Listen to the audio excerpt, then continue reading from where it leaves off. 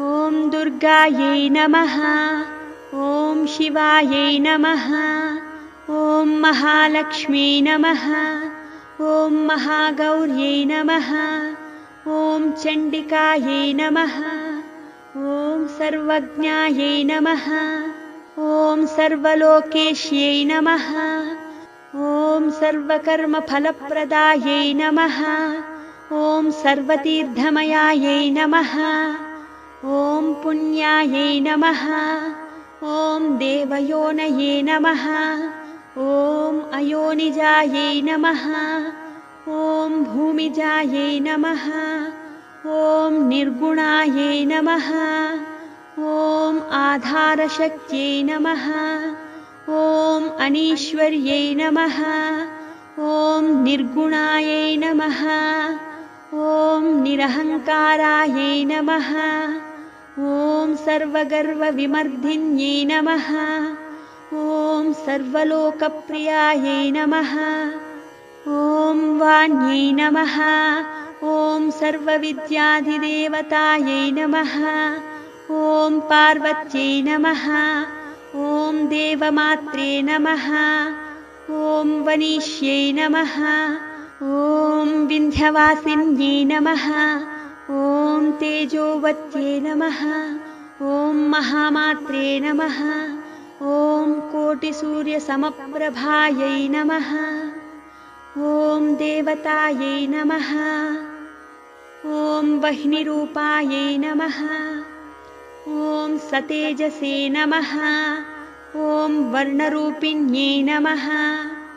ॐ गुणाश्रयायै नमः। ॐ गुणमध्यायै नमः। ॐ गुणत्रयविवर्जितायै नमः। ॐ कर्मज्ञानप्रदायै नमः। ॐ कान्तायै नमः। ॐ सर्वसंहारकारिण्यै नमः। ॐ धर्मज्ञानायै नमः। ॐ धर्मनिष्ठायै नमः। ॐ सर्वकर्मविवर्जितायै नमः। ॐ कामाक्ष्यै नमः। ॐ कामासंहन्त्यै नमः। ॐ कामक्रोधविवर्जितायै नमः। ॐ शाङ्कर्यै नमः। ॐ शाम्भव्यै नमः। ॐ शान्तायै नमः। ॐ चन्द्रसूर्याग्निलोचनायै नमः। ॐ सुजयायै नमः। ॐ जयायै नमः।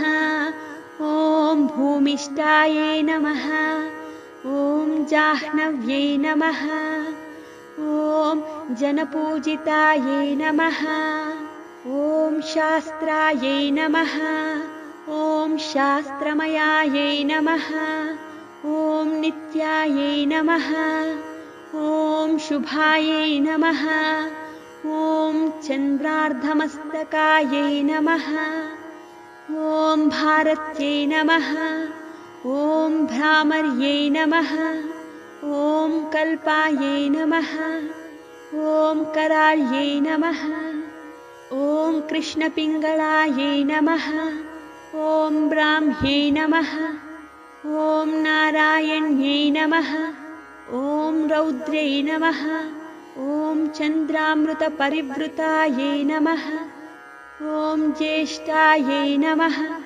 ॐ इन्दिरायै नमः।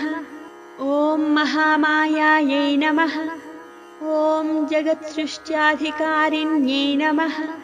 ॐ ब्रह्माण्डकोटिसंस्थानायै नमः। ॐ कामिन्यै नमः। ॐ कमलालयायै नमः। ॐ कात्यायन्यै नमः। ॐ कलातीतायै नमः। ॐ कालसंहारकारिण्यै नमः। ॐ योगानिष्ठायै नमः। ॐ योगिगम्यायै नमः। ॐ योगध्येयायै नमः। ॐ तपस्विन्यै नमः। ॐ ज्ञानरूपायै नमः। ॐ निराकारायै नमः। ॐ भक्ताभीष्टफलप्रदायै नमः। ॐ भूतात्मिकायै नमः। ॐ भूतमात्रे नमः।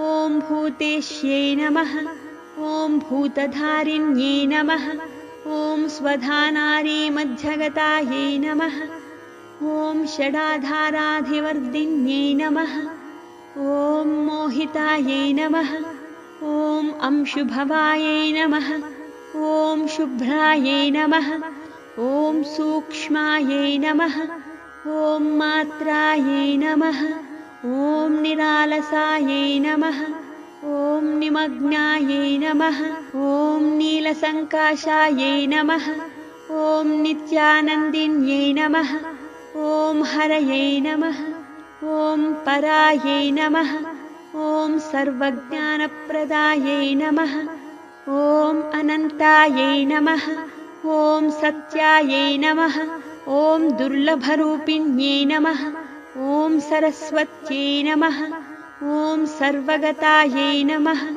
ॐ सर्वाभीष्टप्रदायिन्यै नमः इति श्रीदुर्गाष्टोत्तरशतनामावळि सम्पूर्णम्।